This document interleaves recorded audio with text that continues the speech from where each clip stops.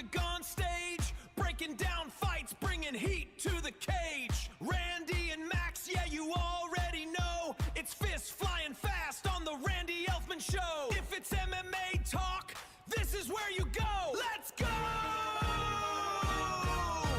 Produced and directed by Video Editing Solutions.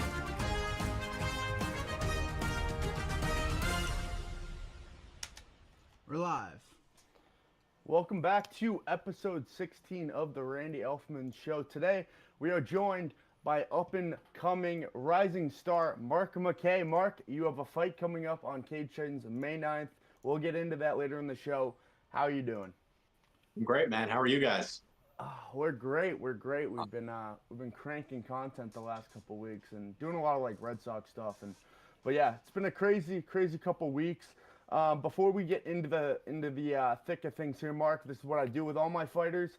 How'd you get into MMA? What got you onto the MMA scene? And why'd you choose Cage Titans as your promotion that we were talking about that you want to be there for a long time? Well, I just got an MMA just through watching it. There's a lot of different fights. Watching guys like obviously Joe Lowe's on, and all the other local guys. The guy that really got me into the sport was Colby Covington.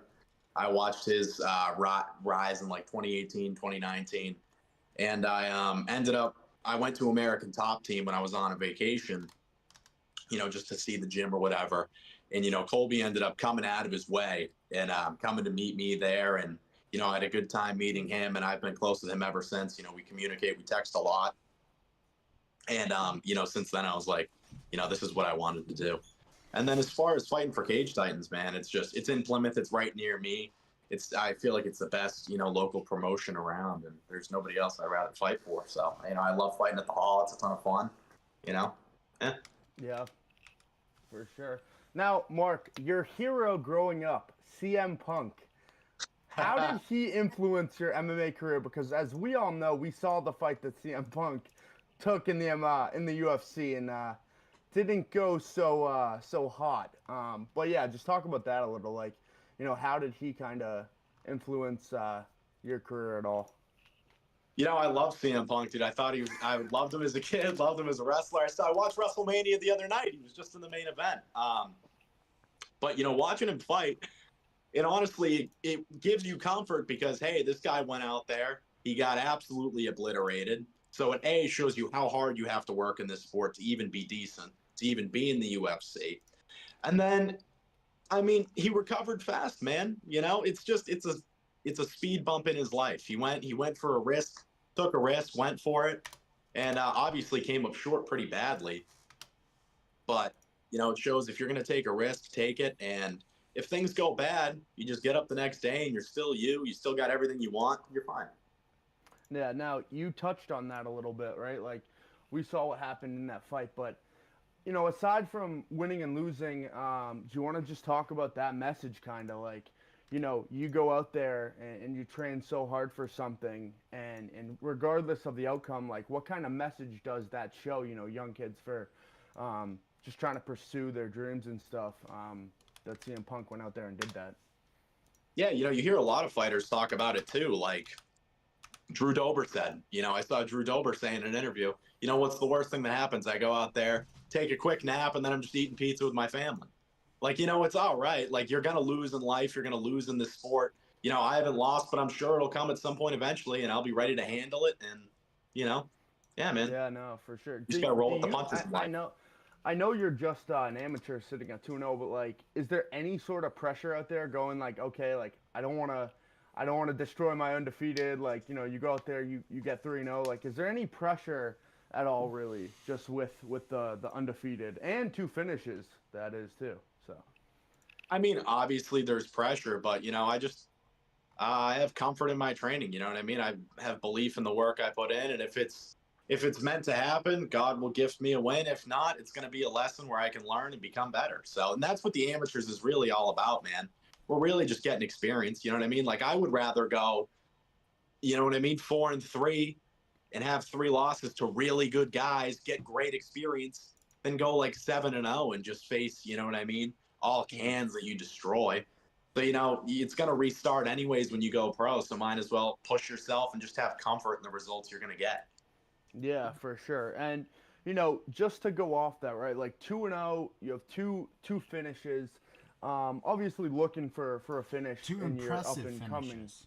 Two very impressive finishes. But you know, going into a fight like this against a really tough opponent in Ulan, like obviously you want the finish, but you feel like there could be something to take away from a hard-fought decision win that goes the distance that you come out on top. Like, do you feel like that could help you in the long run as well? Yeah, absolutely. I mean, the more cage time you can rack up, the better. If the finish comes along the way, awesome. Like I said, if not, we're just gaining experience, man. So I'll take a win, take a fight, any way I can get it. Yeah, where do you feel like you've struggled the most in your amateur career so far? Like, obviously you're 2-0, but you know nothing's perfect, right? Like nobody's perfect, but you've looked pretty good. But where do you feel like you've struggled? I mean, I feel like it's gone pretty smoothly. My first fight, obviously, I was swinging for the bleachers with every shot. So it's Yeah, you like, talk about that all the time Yeah, with you're trying to Rafael kill him. Maya. That's yeah, that's- man, I was, I could hear I'd throw an uppercut. You know what I mean? I was yelling, like, dude, I was swinging hard. So it's like, I feel like the hardest thing to do early is just getting yourself to relax. Like, go out there, not throw everything as hard as you can, and just, I try to think of it as just a sparring session in front of a crowd. Like, we got to be light, we got to be loose, we got to touch with clean shots. And that's what I think I did a lot better in my second fight. I was a lot more calm out there. I took things slower. And then when the finish presented itself, I found it. Yeah. Now, you actually grew up playing baseball. You didn't start MMA till later on, kind of in your journey. Just talk about that a little. 4 years varsity, Plymouth North. Went on to play at a community college for baseball, and then you got into MMA. Do you feel like baseball is integrated into your amateur career so far, and if so, how?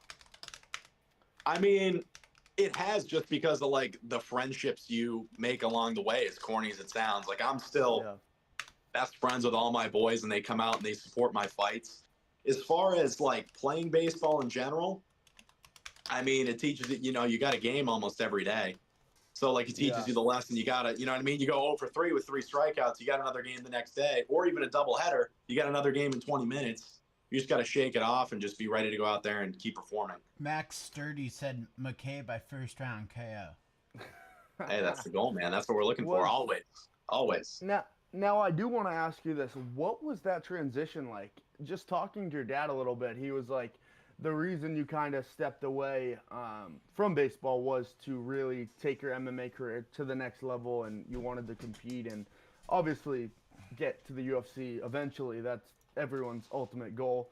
But what was the transition like over from baseball to MMA? Like growing up playing baseball and then just having kind of that transition over. Was that difficult, or what was that like? It wasn't too difficult because I have had boxing matches before. I wrestled in high school, so I felt the competition.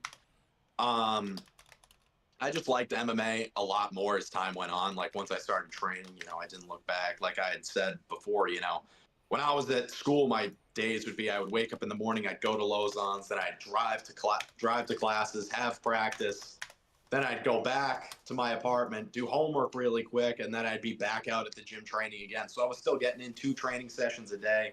Like, this is what I've wanted to do for a very long time. So it's nice to be able to, actually finally go for it.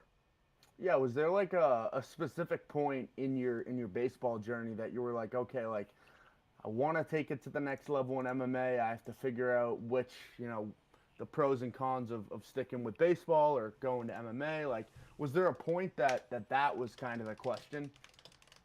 It was a question at first because obviously just starting training MMA, I was a lot better at baseball than I was, Yeah, at fighting. So, but I mean, to me, it came down to what I loved more. You know what I mean? Like, I would much rather be in the gym. I train, even when I don't have a fight 2-3 times a day. Like, I just love the process. I love the grind. And it wasn't that way with baseball anymore for some, you know what I mean? Some odd reason. Yeah. I liked fighting more. So I just, I went that route. Yeah. Now, here's a little fun fact for you. So, in kindergarten, you tried gluing your classmate's butt to his chair, and got caught. Now, even back then, you knew that you wanted to be dangerous. Is that like does that translate? Like you're like, oh, I want to inflict as much pain regardless of what I'm doing, and here you are, young Mark McKay, like 5, 6 years old, trying to glue his classmate's butt to his own chair, and do you remember that? Do you remember doing that? Of course I do, man. I can't forget about that. What was that about? I mean, may I ask? Dude, that was just, it was an April Fool's Day prank. Me and my buddy thought it would be a good idea to, just glue Elmer's glue around a toilet seat, get a kid to sit down and have him stick there. We thought it would be hilarious. Like, I've always been, you can ask, like, my friend. I love trolling people. Like, I love trolling my friends. I'm a rage baiter. If you see me in some comment sections, I feel free to rage bait. So I love it. What was your teacher's reaction to that? Like, what do you even say as a teacher? Like, don't glue your classmate's butt to the chair. No, I got sent down to the principal's office. That happened a lot through elementary school. Like, I got better as, time went on, I matured, but especially like elementary school, I was a desk in the hallway type of kid, one of those people. Do you feel like that may have taken some sort or had some sort of impact on the career path you're going at now? Like, just not being a troublemaker, you're a good guy, Mark, but kind of having that chip under your shoulder, like, being that bad guy, right? Like, you feel like even growing up, that kind of has translated now. Yeah, I mean, like in baseball, I was a chippy player. Like, if I got hit by a pitch, I was rifling the bat, staring down the pitch. Like, I was, quick to get mad. So I think this has been a great outlet for me. Did you ever run at the pitcher? No, I had thought about it. I got in a few scuffles though. Like, I was somebody, like, kind of the Manny Machado. I'd slide hard in the second base. I would do some questionable things like that. now kind of on the same note, when you were younger, did you have any physical altercations that may have been an indication that you wanted to get into fighting, or really what was kind of the first reflection that you had that I really want to get in the cage? Like I said, just watching it, man. And then when I had I came to this boxing gym and I had my first sparring session, I got punched in the head. And I was like, oh, this is an interesting, game. But then I hit, you hit the person back and it's like, all right, this is fun. Like, I'll go shot for shot with anybody. I love it, man. It's just. Well, you can like you said, with baseball being chippy and stuff and like getting hit and getting mad, like in MMA, it's like you get hit, like you can snap back and hit them as hard as you. Yeah, that's what I mean. It's like, it's an individual sport. You're not relying on anybody else besides, your coaches that you're training with. But yeah, man, I mean, I love just being able to go toe to toe, and like even wrestling, there was this kid was being a dick all match. So he was getting up, dude. I just kneed him right in the stomach as hard as I could. You know what I mean? I would get points taken. Like, I was, I get angry. That's awesome. Now, you just talked about it there, just training, right? So you train at Lausanne's, and I know the connections you guys have there. It's a great gym. But in particular, I do want to talk about somebody here, and I know you and Ian go back and forth with, busting each other's chops and whatever. But at the end of the day, like, how much has Ian helped you, and how much do you guys lean on each other just in everyday training? Dude, Ian's great. He's one of the people, like I said, I like to rage bait. Ian's one of those people. So easy, you know what I mean? He's so quick to get defensive. He just knows that I have, more finishing ability, and it's okay. No, I love Ian, man. I text with Ian every day. We train weekly. I mean, dude, the kid's the man. I love Ian, bro. He's great. Yeah, and a word on the street, I don't know if it's happening soon or when, but, word on the street is Ian does want to eventually get into MMA. How eager are you for him to get into MMA so then you guys can full-on spar and grapple and you can choke him out and all that fun stuff? Like, how much would you enjoy if Ian got into MMA? Oh, it's great, man. I mean, we're on this journey together, so if he joins, you know what I mean, the same sport, I can't wait. You know what I mean? We already he's been coming to grappling more. I'll give him some credit. He has been grappling. How's he doing? Just we've been checking his grappling. But he's all right. he's getting a lot better, man. He's putting in the Okay, work. good. So, I mean, that's all that matters, dude. He puts in the work every day, and he's definitely getting better and improving fast. Yeah, so next topic, I want to talk about your first two fights. So your first fight, you walked out in the Rocky shorts from Rocky 1. And Yep. then your second fight, you walked out in the Rocky shorts from Rocky 3. Now, growing up, like, was that just your favorite movie? You loved Rocky? Like, where did that kind of come from? Oh, I still do, man. I watch them all throughout every camp. When I'm sitting there in the sauna, cutting weight sometimes, especially fight week, dude, I'll just watch it for motivation. I love the Rocky movies, dude. Such an inspiration to get into fighting, too. Yeah, no, and you also love Elvis, and you know I found that out just a little while ago. Where did your love for Elvis come from? My dad loves Elvis, man. It's his favorite, his favorite artist ever. And so that's all I listened to growing up, man. Be Elvis radio in the car, plugged into his phone, and that, I love Elvis too, man. It's been a great thing to bond with him over as well. You know what I mean? We both love watching the movies, whatever, listening to music together. And yeah, it's great. Yeah. Okay. Now that's all the fun stuff. We'll jump into your training now and your upcoming fight. So you haven't fought since January, so we're coming up on about 5 months. Just overall, during that time, obviously, Cage Titans only had one card between then and now, or then in May, with the MGM, and that was obviously filled up after your fight in January, so you didn't really get a shot at that. But just getting back and finally being able to be in a fight camp and just obviously no one likes cutting, but just going through the cutting process and all that training and all that good stuff in camp, like what's that been like so far? It's great. I love being in camp because it really gives a purpose to your training. You know what I mean? Like I love training. I'll train every day. But when you're training in camp, you know what I mean? You're training for a specific goal. You have a purpose and a reason. You're really getting after it. And it just gives you more of that motivation because, you want to work harder than the person you're facing or as hard, you know what I mean? Depending on, Yeah. you don't know what they're doing. So it's like you got to double up your workload. Like I push myself to the absolute max because I do not want to be outworked by anybody. Yeah. Now, aside from just getting a win, obviously, like when I saw this card, especially some of these prelims with your fight, the Thurman Hargrove fight and Carter, like this card is absolutely stacked. So like, aside from obviously just winning, what do you think fans should look forward to the most for your fight with Ulan? He's gonna go forward, man. That's the type of guy he is. He'll go forward. He'll take a shot to give one, and I'm the same way. So we'll see who takes a step back first. And it's gonna be a fun fight, man. Yeah, well, it's crazy because obviously, and we talked about this before the show. You saw what Ulan did to Roger, who is, like we said, he's phenomenal. Roger, phenomenal, jiu-jitsu guy. Just got caught early, but yeah, we saw what Ulan did there, and then obviously we saw what you did in your last fight to Chris, who is also a very tough opponent. So, not trying to like give away your fight or anything. How do you feel like that fight's gonna go? Without giving too much like strategy, obviously. Like I'm not. Yeah, I mean, without giving too much away, like I said, it's just gonna be we're gonna meet in the middle, and we're just gonna see who takes a step back first. Yeah, of course. And like we mentioned, your two fights, both at Cage Titans. What's kind of been your not mindset, but you've made it clear like you want to fight with Cage Titans. You love their promotion. Like how do you feel like you've been treated there so far?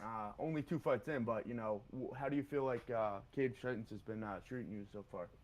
I mean, they've been great, man. They've done their best to find me matchups, and you know what I mean. They go out of their way to try to get me on cards, and I mean, Mike's great. Everybody's great. The whole media team, Nick, they're all awesome, man. So they do a good job. They take care of me, and I feel like they take care of everybody. Fighters are loyalty there, and that's what I love about them.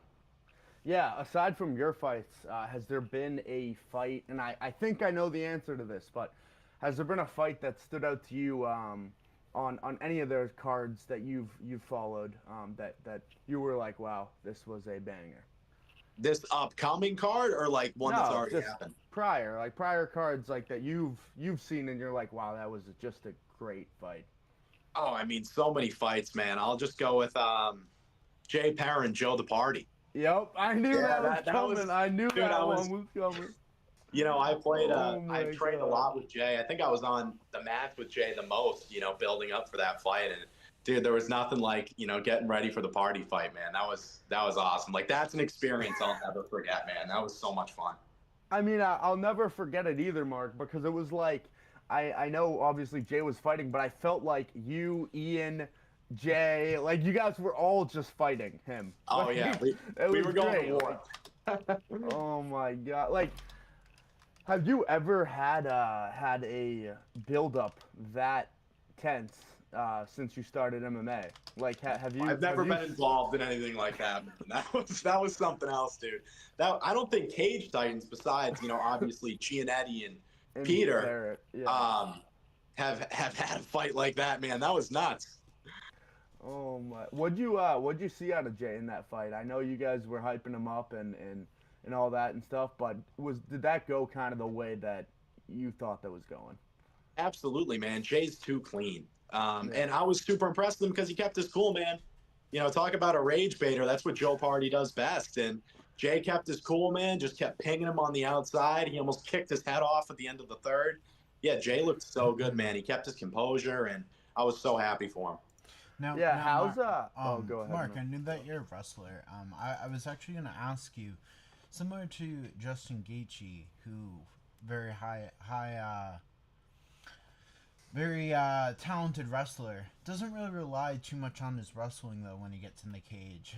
Is that how you do you prefer to stand and bang, or do you have a style of fighting that you're kind of still growing into, or what do you prefer in mixed martial arts? I prefer to, box it out with anybody. I have a ton of fun doing that. But, you saw in my fights, like I'm ready. If the fight hits the mat, I can, snatch up your neck, snatch up a choke. But, I like to use my wrestling, obviously more defensively because I like to go forward. I like to box. I like to, you know what I mean? I like to stand up. So, yeah, absolutely. Yeah. What's more satisfying for you? Like, was that knockout against Chris, or was your submission in your first fight more satisfying? Or we're neither, and you're trying to get something that impresses you more?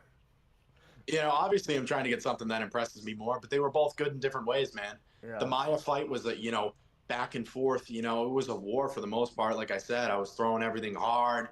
We were both tired in there, and I snatched up a choke, and it felt good. Then the other one, was a quick knockout against a super tough guy. Like I didn't think I was going to be able to, get through him that quickly because of his distance, because of his range, and I know how tough he is. So to be able to get that done quickly was awesome too. So it's just, they're great for different ways, but I'm definitely trying to outdo it in this next one. Yeah, and like I said, you only obviously have 2 fights. What's your schedule kind of like? And you might not even know. Like, do you have a kind of a set timeline? Like a set timeline, if you will. Like you want 4 or 5 more AMI fights, and then you want to go pro, and then hopefully you get to the UFC. Like, do you have a kind of set timeline in the back of your head at all? I mean, not really, man. I'm just taking it fight by fight, day by day, and just seeing how each fight goes. I'm not going to jump to, hey, I want to take 3 more fights, then go pro. You know what I mean? Because that does nothing for me, man. So I'm just going to keep, racking up experience, keep taking fights, keep training hard, and just whatever happens, man, just keep going with it. And aside from obviously like far out, you probably have aspirations of going pro, and then maybe PFL, UFC, whatever those are. Besides from those goals, what are some of your long-term goals? Just in whether it's personal, whether it's I want to get this amount of wins. Like, what are some of your long-term goals? I love being an exciting fighter. So I love having exciting fights, having a fun style. That means so much to me. You know what I mean? Like, to see the way like people react when I fight. Like, I want people to go, hey, you know what I mean? Mark McKay's on the card. We got to go see him fight. That's what I did. That's what I did. That's what I mean, man. I want people to look at me and go, oh, shit, you know what I mean? He's on the card. We got to go watch this. Like, that is being a fighter. That's my ideal goal. Like, I want to be that guy that's like, man, we got to watch this dude scrap because he always brings having an 100% finish rate is a great way to keep doing that, my man. That's what I mean, man. So I'll keep going out there swinging and banging. No, I mean, this is kind of this is a good question actually. How did you kind of get the nickname, not Captain America, but like you're basically Mr. America over here? Like where did that come from? And Jay Perrin, man, he just came from. We're joking around in the gym, and he'll just look at me and be like, "Dude, look at your jawline." You know what I mean? If you threw on the Captain America helmet, I'd be like, "Yo, dude, that's Cap." And I walked out with the flag, and he'll joke with me, calling me the All-American boy, just because Yeah, well, I like the Yankees, I like Elvis. I feel like that's it's funny like that you've just kind of embraced that role. Like you're not cocky, you're very humble, and you've just kind of like Nick is always posting on Cage Titans like, here comes Mr. America. Like you're just embraced it. Like you've had a good time. Hey, that's all you can do, man. When people are going to bestow something like that on you, and I mean, man, I love this country, I love America, so why not take it and run with it? Yeah. Now I don't know if you want to give this away or not, but what are we planning on wearing for shorts in the walkout? Are we sticking with Rocky, or what's going on there? Yeah, I think we are.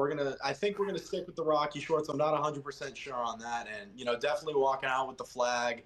And dude, my song, I don't even know what the song's. You gotta change it to Rocky. You gotta change it to. Oh, dude. That'd be hardcore. And then here comes Captain America.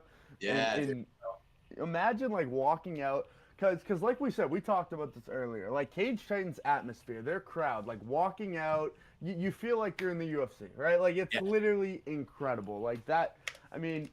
And I know you've had 2 fights, but just talk about that first one coming out and just seeing, like, you feel like you're in this big stadium when in reality you're only at, I think they have 2,000 people, something like that. It's nothing crazy, but like you feel like you're in the UFC, going out to the octagon, Yeah, it's crazy because I feel like my first fight, I wasn't overwhelmed by it, but I was like, whoa, like I didn't expect it to be like that, because a big part.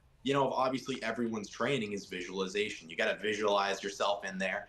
And, that was a big thing that Jay would, keep telling me, and he does tell me all the time, visualize what you're going to do in your shadow boxing, visualize this, smell the smells, think about the walkout, all that stuff. And you can't visualize what you haven't done.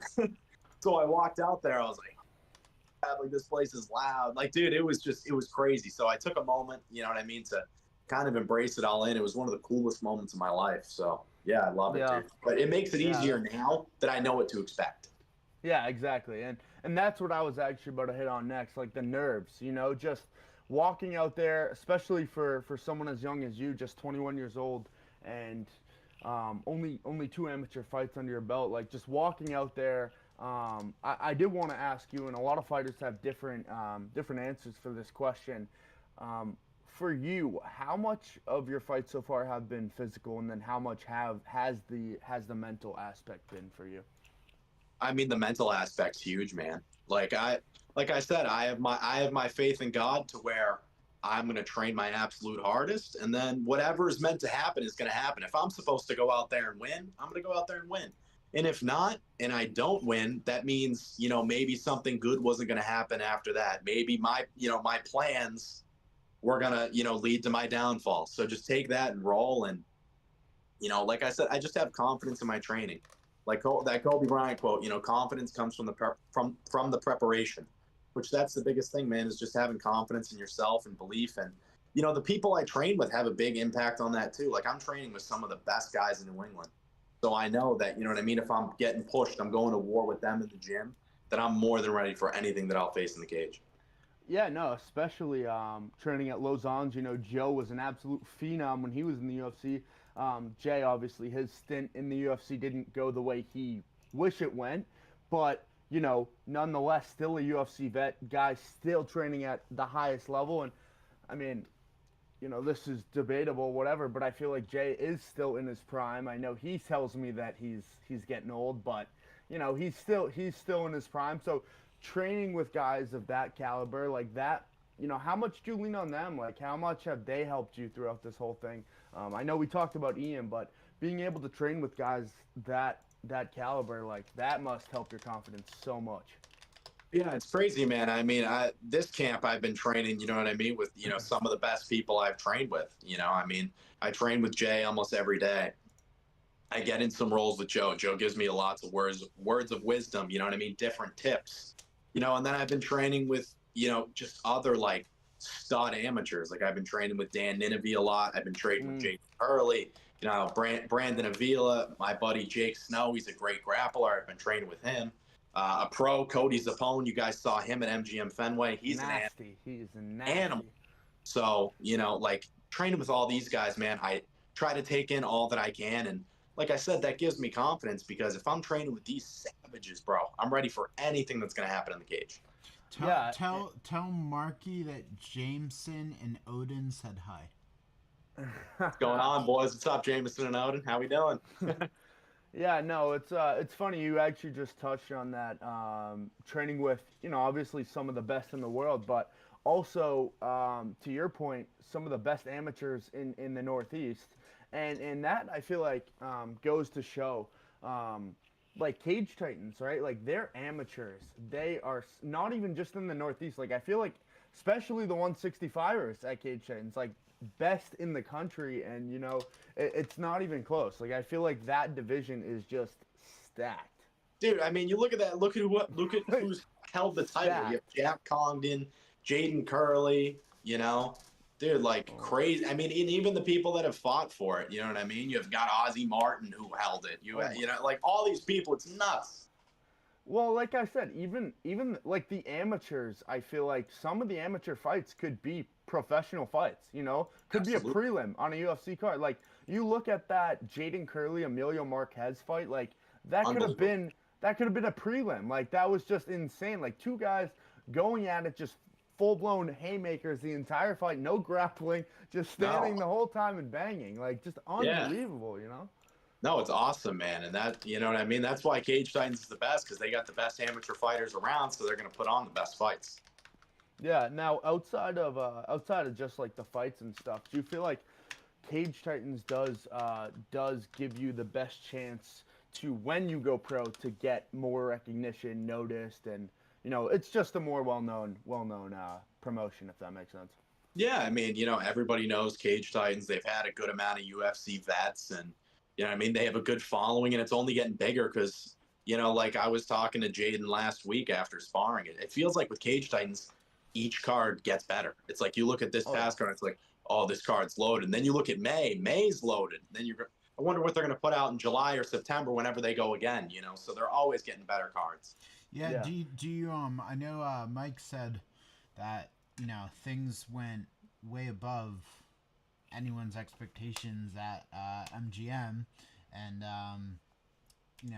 what are your thoughts about Cage Titans going back there? I think that'd be cool, man. I think they should go back there. I was at the event, as a spectator, and I thought it was awesome. Why wouldn't you want to go back there? I mean, they practically sold out the place, or they did sell out the place. There were so many people there, and it was a cool environment, man. The way they set it up, it was awesome. Well, obviously you just answered this, but like you would definitely want to get on a card like that. Yeah, man, why not? That'd be absolutely awesome. That's great exposure, and it's just you're fighting in front of a lot of people. You're fighting in Boston. Even as a Yankees fan, I'd want to be on that card.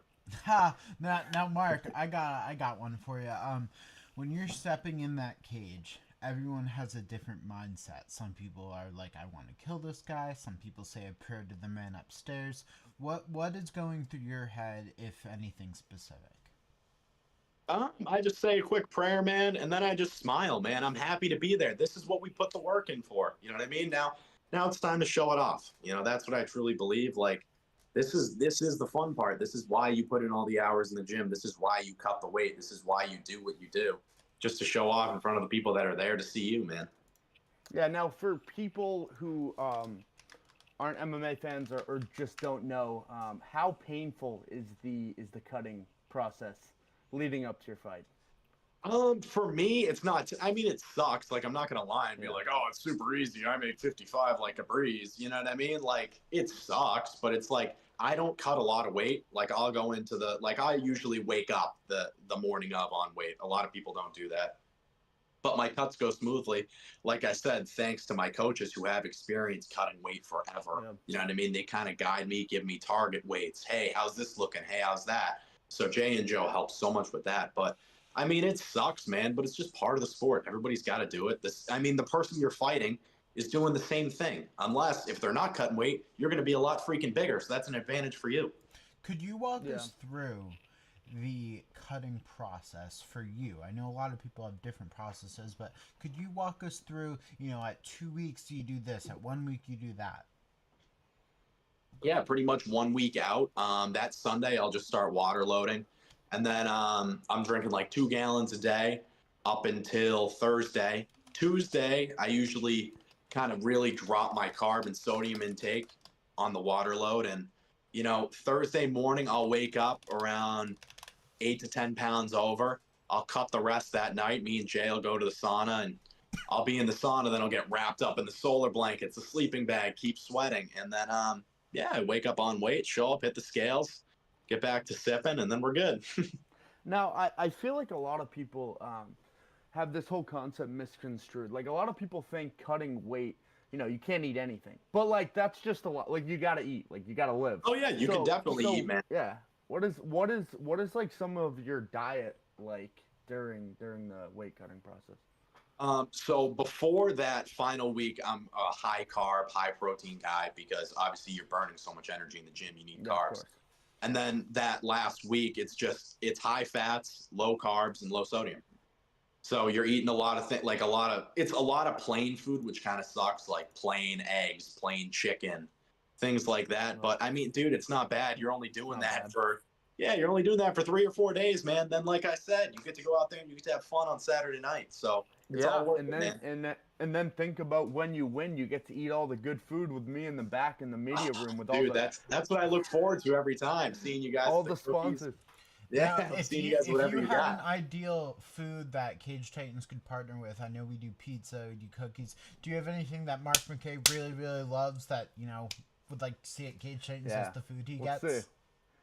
Dude, I'm a slut for pizza, man. Yeah, like I'm a total pizza guy. Like, dude, that's the best. But every time they surprise me with what they have. They usually have good stuff, so I can't even say what I'd like. Shout out to Figaro's at MGM. Those subs. Oh yeah, Figaro's. Oh, did you? Yeah, you came back when Jay won, right? Like, did you come back with us? Because we had a ton of subs from Figaro's. No, not at MGM, dude. I didn't. I was in the crowd. I was waiting for Valdina's fight.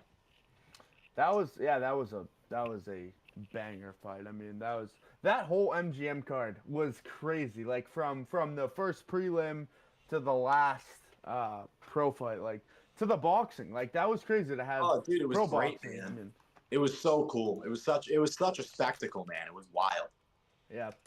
And it's interesting. Like I said, I talked to your dad a little bit before this. How much have your parents and your family and friends kind of supported you along this journey? Well, my parents were not on board at first. They were not a fan of the fighting. They wanted me to stick with baseball. And I kept telling them, hey, I know I'm going to be a good fighter. Trust me.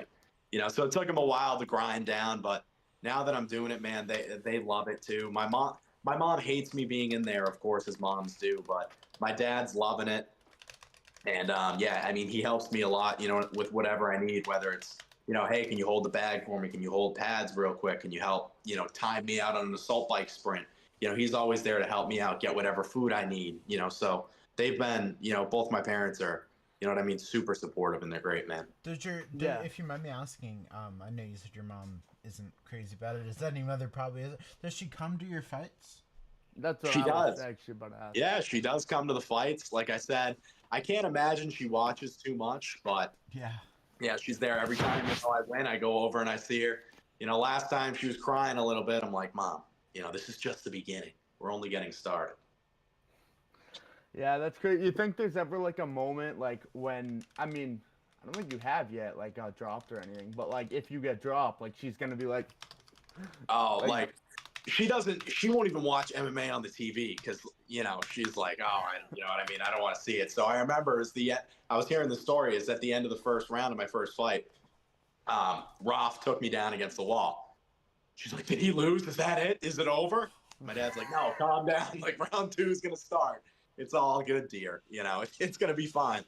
And then, It'd yeah, be cool. It'd be cool to actually, and maybe we can work on this or something. Get like a live reaction of like, I don't know. I don't know if your parents would even want that, but like just that'd be cool. Like, you know, dude, we imagine can you talk get to them about it. That would be you- funny, We've man. done it. You We've get a done it nut- with you- Aiden Giuliani. We went right up to his dad and had a camera on his dad while Yeah, Aiden was I just fighting. mean like we would like do maybe like a split screen, like your fight, and then have your parents. But then you run the risk, like if you get knocked out, then it's like, oh, I don't know. you know? No, he's not going Dude, to. that'd be crazy. That'd be crazy. No, but that'd be that good. would- It's good content.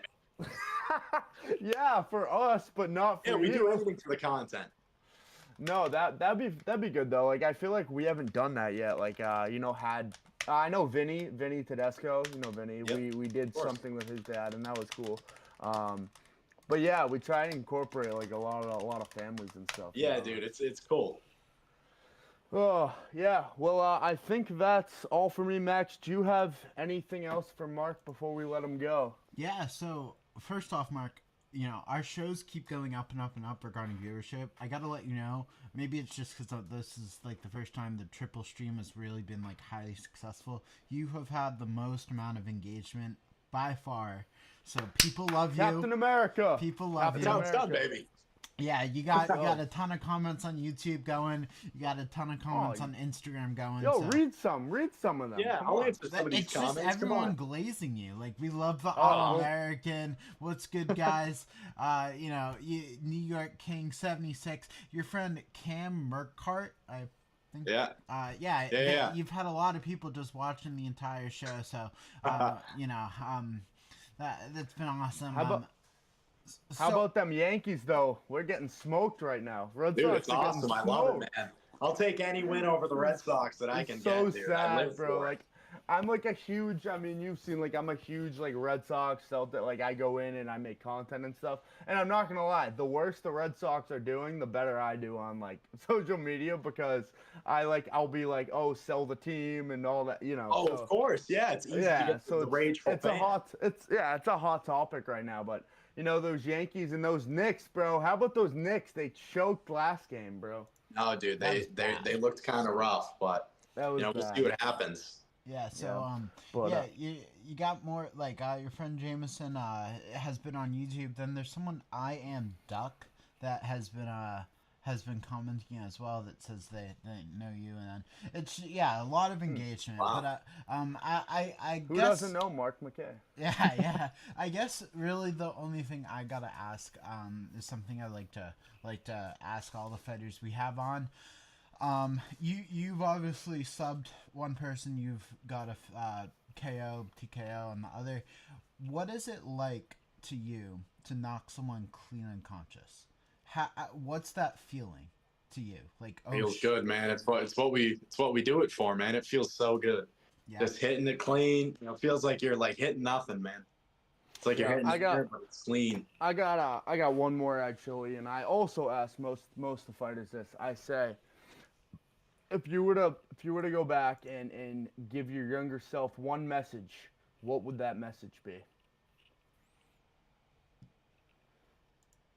Just stay true to yourself, man. Be authentic. Don't try to be anybody else, and keep enjoying life because it's a gift, man. All right, awesome. All right, All right, guys, awesome. that's going to conclude episode 16 of the Randy Elfman Show. Mark, we appreciate you. We're going to send you some collabs. This was a great show today. And we look forward to your fight with Ulan May 9th. Everyone be there. Buy your tickets. Link is in Mark's bio, I'm assuming. Go Yep, buy your don't tickets. miss it. It's gonna be a fun one. Oh, Don't miss Everyone's Go telling buy- you to go- sell merch. There were a lot of merch Oh, comments. Mark McKay merch. Come on. Let's go. So it. We'll get Merch. we'll get some going after I win this one by knockout.